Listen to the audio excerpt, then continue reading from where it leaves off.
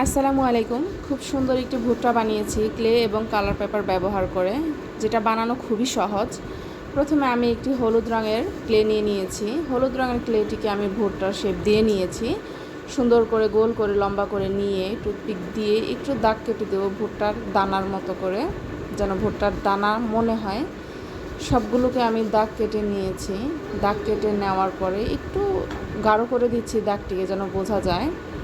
এখন আমি ভুট্টার নিচের পাতা ব্যবহার করব সবুজ রঙের ক্লে দিয়ে। পাতাটিকে বানিয়ে নেব। সবুজ রঙের ক্লেটিকে আমি সুন্দর করে পাতার মতো করে নিয়েছি। পাতার মতো করে নেওয়ার পরে একটু টুথপিক দিয়ে একটু আড়াআড়িভাবে দাগ কেটে নিব পাতার আকারে। তো দাগ কেটে নেওয়ার পরে এখন ভুট্টার নিচে সুন্দর করে লাগিয়ে দিয়েছি।